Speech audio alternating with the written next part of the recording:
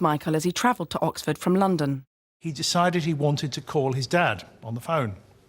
And he asked me if I had a phone, which I had. He asked one of his many people in the minibus who had his dad's number in Las Vegas. I think he lived in Las Vegas.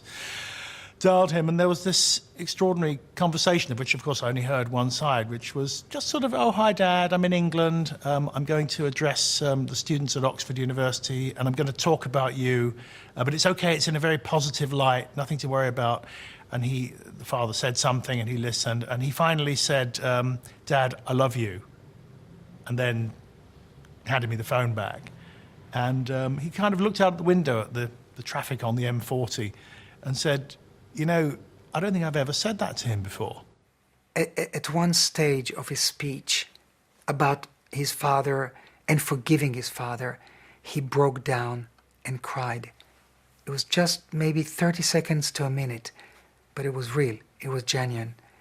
And Michael didn't cry in kind of public places, unless I'm wrong, but it was very, very emotional. And I think all the students were with him. There was silence. We all know that his father was a very strong man who wanted Michael to be a superstar. And we all read the times when Michael stood by a window, 5 years old, 6 years old, saw other children play baseball, basketball, and then he was probably dragged back into the room to rehearse and practice and sing. So he lost his childhood. He rocks in the treetop all day long, hopping, rhyming and singing his song. I do the band on Jaybird Street, rhyming and rhyming and go tweet, tweet, tweet. Rock your Robin, oh, rock your Robin. Friends say it was his attempts to recapture his lost childhood that led to an obsession with Peter Pan. Hey! Theatre director Trevor Nunn met Michael in the 80s when he was seeking his advice about staging a new tour. When I was talking about the kind of staging that I'd done in a show called Starlight Express, he said, that's so much the kind of thing I want to do. I want to do something different. I want to be able to fly over the audience. And I said, that's not a problem. I was kind of bantering, I suppose. No, there's no difficulty. I had people flying over the audience when I did Peter Pan. And it was like I had pressed a button that would give him an electric shock. Everything changed. He sat bolt upright. He grabbed the arms of the chair. He said, "You did Peter Pan?" I said, yeah, I directed it in London. Oh my God, you directed Peter Pan. And the excitement was just overwhelming. He jumped up, he walked around the room, he kept repeating, Peter Pan, oh my God, Peter Pan. And then I explained to him that we had done the show in London using adult actors to play the children. And that took it one stage further, because suddenly he was like with eyes brimful with tears, and he came across the room and he knelt down in front of me and he grabbed my knees and he said, "Could I play Peter Pan? Is it too late for me to play Peter Pan?" It was just the two of us in this huge room. And I've since wondered, well, how often could he reveal that childlike part of himself?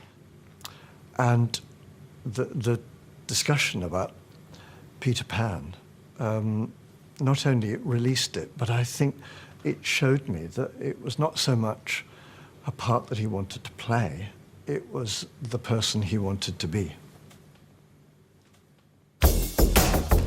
Uri would discover Michael's childlike qualities as their friendship grew stronger. A second visit to Uri in Britain was already being planned to include a midnight shopping trip to Harrods and a private tour of Parliament. He sat down and I said to him, "Hey, Michael, you can't sit here. Only elected people can sit in the House of Commons." He looked very bemused.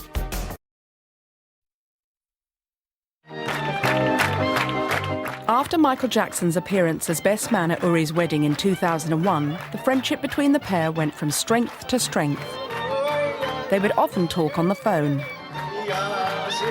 On more than one occasion, they discussed a proposal put forward by an American space enthusiast.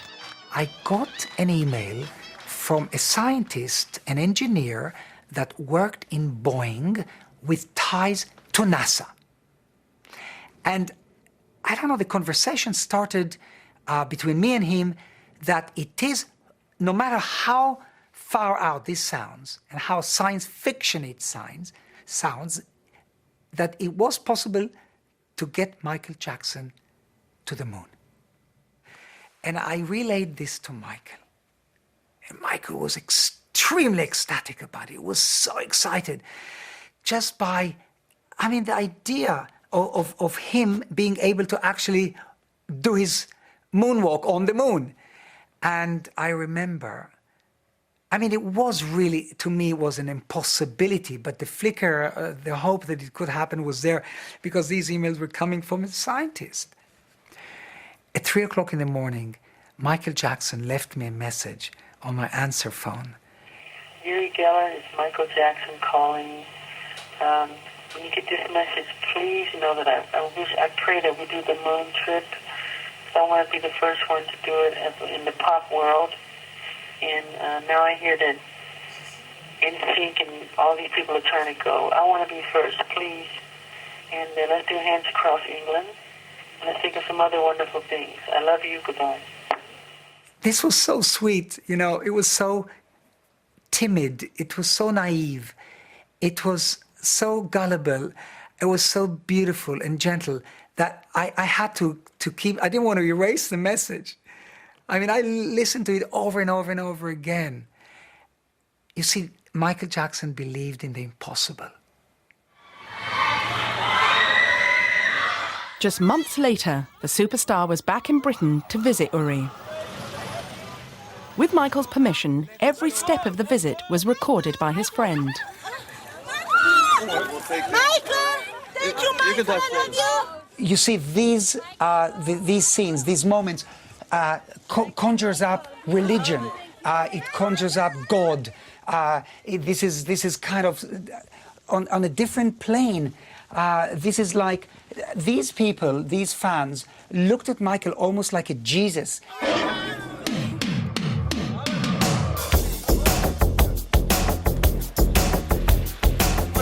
You are amazing. Illusionist David Blaine, a friend of Uri's, joined Michael on the visit. Their first stop, a tour of Parliament as a guest of another friend of Uri's, Lord Greville Janner. Michael really loved that sculpture, but come on, that's been there probably for hundreds of years. He couldn't take that home. My feelings here, going into the Parliament with Michael Jackson, was simply bizarre. That's the only word I can say. Really freaky, the whole thing, but it was meaningful. It was important. It was power. It was kind of credibility. You see, Michael wanted he wanted the Queen to honor him. He really did want that, very much. That was one thing that really was in Michael's heart. Why did you want to come and visit Parliament? Is it my one of our friends, Lord Janner? No, that's a good answer. Yeah. He's a politician as well. And to educate me about this whole incredible thing. When Michael heard that Steven Spielberg got a knighthood, Michael wanted a knighthood too. And I understand, come on, he should have gotten a knighthood, really. But it was impossible to achieve.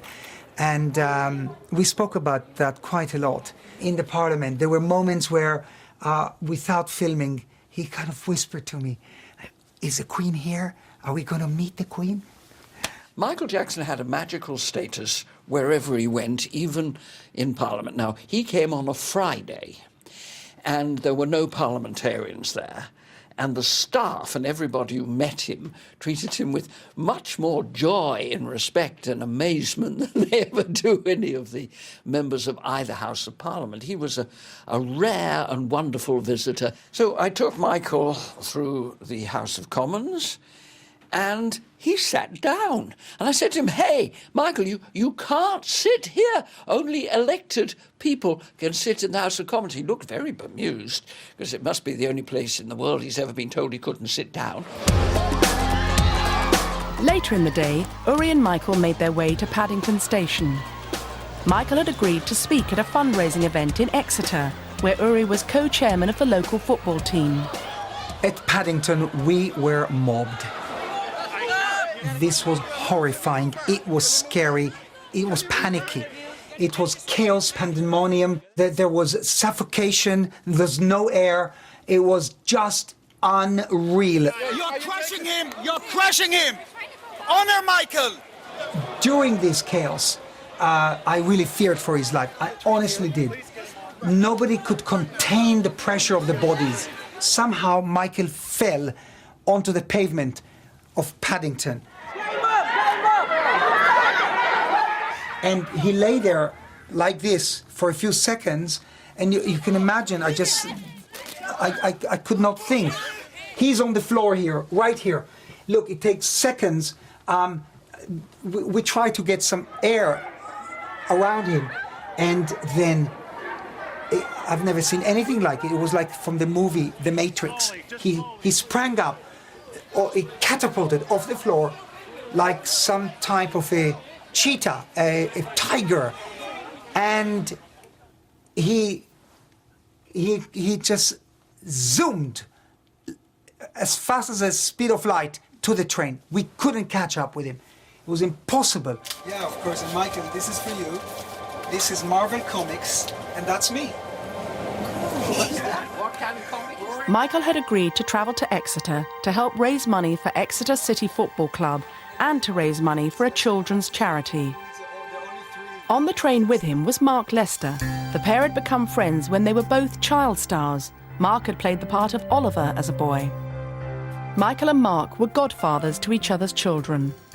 As a godparent, Michael was fabulous. I mean, we spent Christmas with him a couple of years ago, and he flew us all out to Bahrain for a week, and we arrived at this palace where we were staying, and Michael had laid out all the Christmas presents, and it looked like the ground floor of Hamleys. I've never seen so many presents in my life. I mean, it was ridiculous.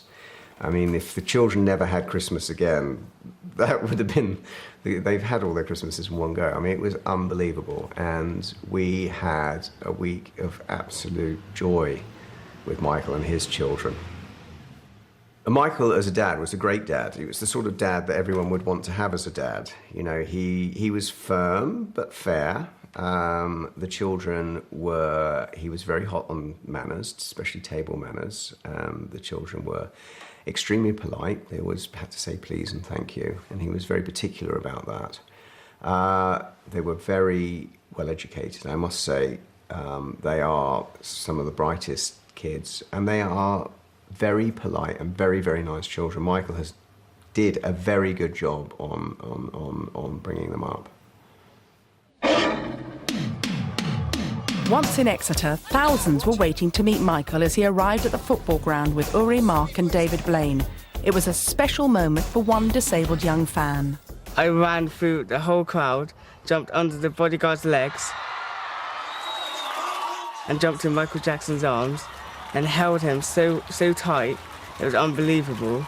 And he walked around for a bit, and then tapped me on the head and said, "I love you." And then it was just like the most memorable thing I ever done in my life.